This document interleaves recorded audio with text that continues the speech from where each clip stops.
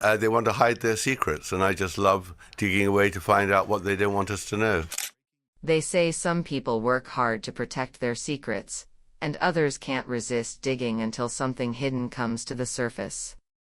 Imagine discovering that the woman you have always called your mother might not be your biological parent. That single idea was enough to shift the mood at what was supposed to be a quiet family gathering in Los Angeles meant to introduce Meghan Markle's new film project, a low-key event with no red carpet, no press questions, and carefully scheduled arrivals.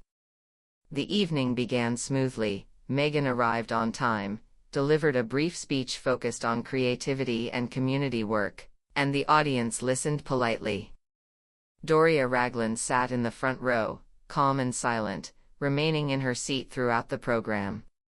When the speech ended and music came on, people stood, chatted softly, and staff began breaking down equipment. Doors backstage stayed open, footsteps echoed, chairs scraped the floor, and conversations overlapped. That was when a technical mistake changed everything. A microphone had not been fully turned off, and amid the mixed noise, one phrase came through more clearly than the rest: biological mother. No full sentence, no clear context, just those two words, spoken in voices many believed belonged to Meghan and her mother. The signal cut out quickly, never reaching the main speakers, and no one officially recorded it, but enough people heard it for the phrase to spread quietly through the room.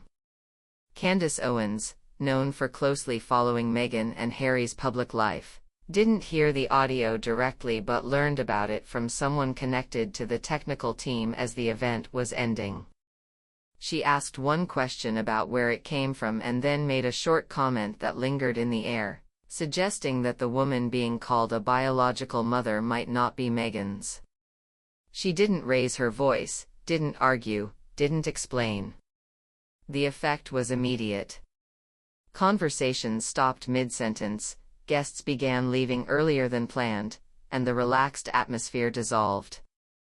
Meghan exited without the usual closing greetings and instructed her team to handle any media inquiries. Doria did not reappear in the lobby. No explanation followed, no clarification that the audio was misunderstood or taken out of context. By the end of the night, people were no longer debating whether the sound was real, but what it could mean. In the days that followed, Owens went unusually quiet, disappearing from her platforms instead of reacting instantly. Those who knew her style noticed the silence. She had examined details about Meghan's past before: old photos, body language, family appearances. She once pointed out how few images showed natural physical closeness between Meghan and her mother, even at major moments, and how childhood stories often began later rather than in infancy. She never called it proof, only patterns worth watching. Privately, she had heard accounts that raised more questions: stories of early medical records listing another caretaker during Meghan's first months, then switching names without explanation, and a neighbor who remembered a different woman caring for the baby most of the time. None of it was verified, none documented publicly, but together they formed a timeline that did not fully align.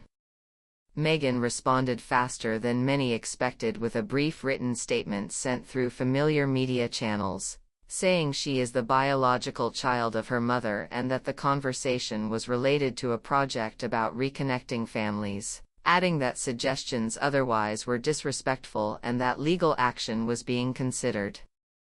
There was no video, no interview, no supporting details, just a clear denial. That should have closed the story, but instead it shifted it.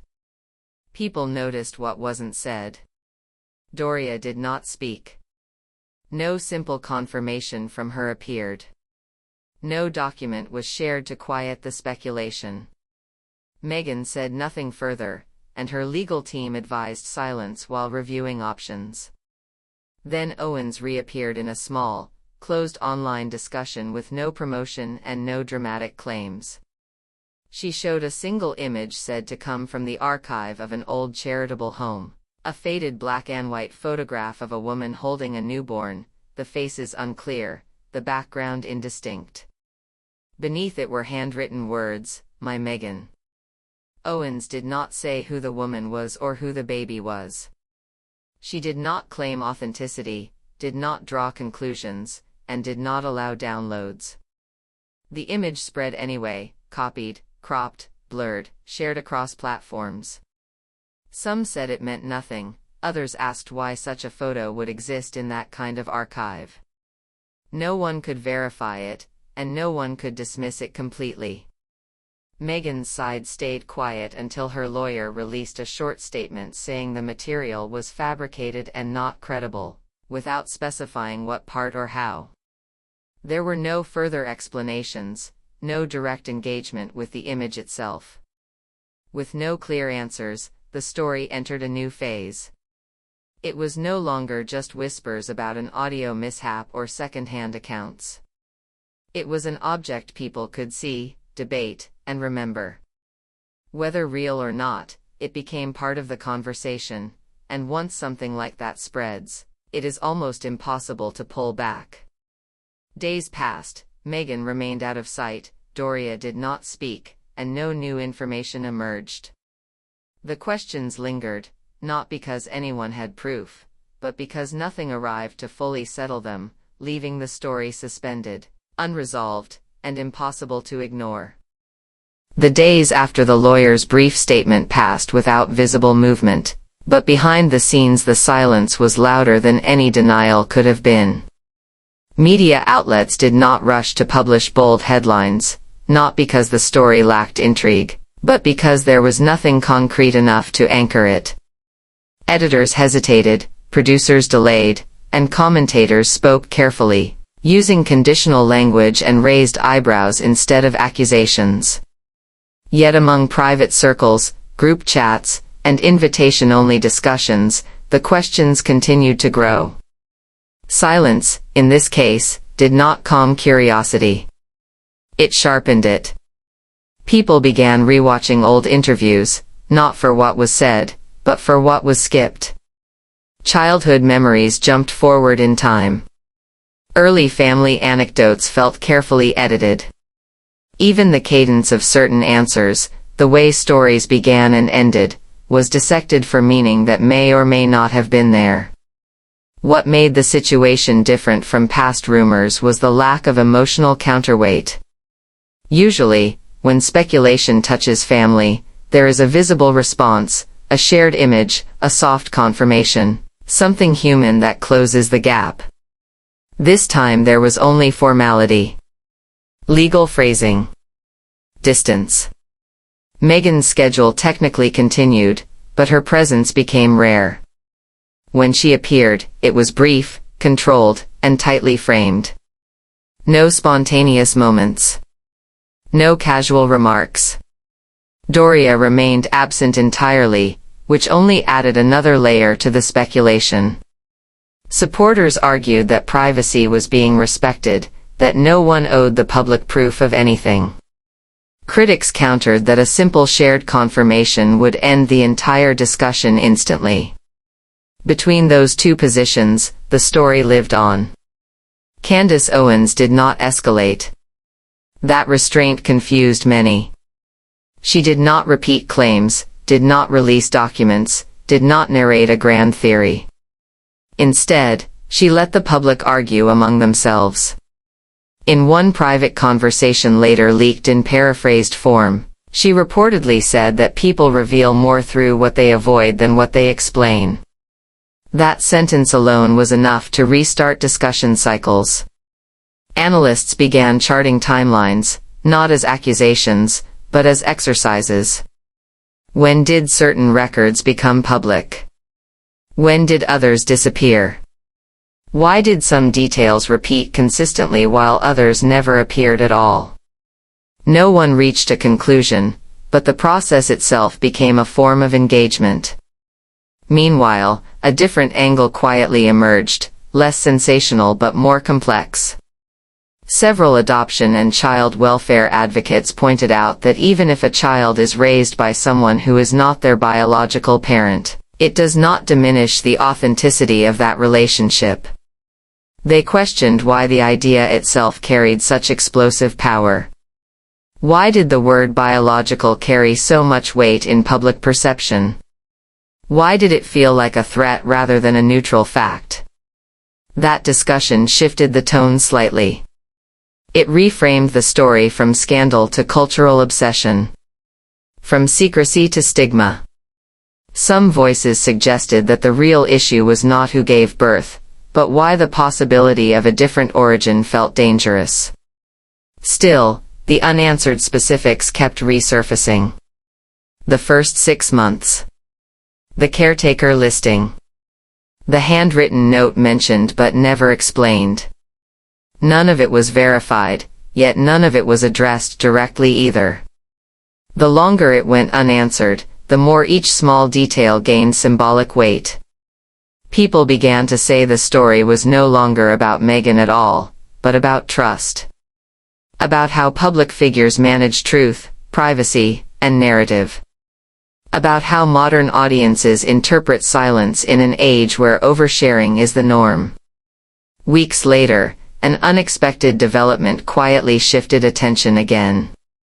A former staff member from a medical archive unrelated to the earlier claims spoke anonymously in a limited forum, not about Meghan specifically, but about record-keeping practices from decades ago. They explained that caretaker labels were often used inconsistently, sometimes reflecting whoever accompanied the child most frequently rather than legal or biological status. The explanation was reasonable, even mundane. Some accepted it immediately. Others noted that such clarifications would have been helpful earlier if officially stated. The lack of direct acknowledgement remained the core issue.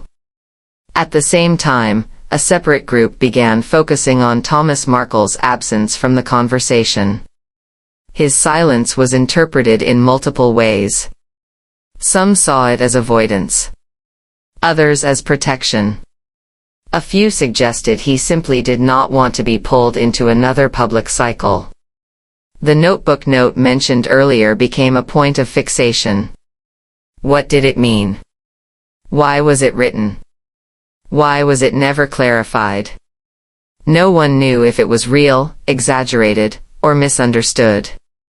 But its existence in the narrative added to the sense that there were layers beneath the surface. The image labeled "My Meghan" continued to circulate, though its impact slowly changed. At first it was treated as a potential clue. Later, it became more symbolic than evidentiary. A representation of ambiguity.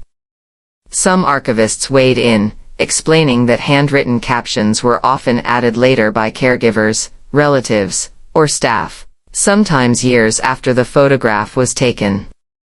Others argued that the emotional tone of the words suggested a personal bond, but not necessarily a biological one. Again, nothing conclusive emerged. The image remained what it had always been, unclear, evocative, and impossible to verify. What surprised many observers was how the story refused to fade. Most online controversies burn brightly and then disappear. This one lingered, resurfacing in quieter ways. Not trending, not exploding, but persisting. It appeared in comment sections, in whispered references during interviews, in subtle pauses when family was mentioned. Meghan herself did not address it again, and over time that choice began to be interpreted less as avoidance and more as a firm boundary. Supporters praised her for not feeding speculation. Critics argued that boundaries only work when the surrounding context is stable, and this context was anything but. Gradually, the tone shifted from accusation to reflection. People began asking why the public felt entitled to answers at all. Why a person's origin story mattered more than their actions. Why ambiguity felt unacceptable. Psychologists and cultural commentators joined the conversation, suggesting that unresolved narratives create discomfort because they deny closure. Humans want clean lines, clear beginnings. When those are absent, imagination fills the gaps, often unfairly. Still, there was no denying that something had changed. The phrase biological mother, once just a technical term, had become loaded with implication. It lingered like an echo from that Los Angeles evening, detached from its original context, reshaped by repetition. Even those who dismissed the story entirely admitted that the handling of it was unusual. Not wrong, not incriminating, just unusual. And unusual, in public life, often becomes its own kind of story.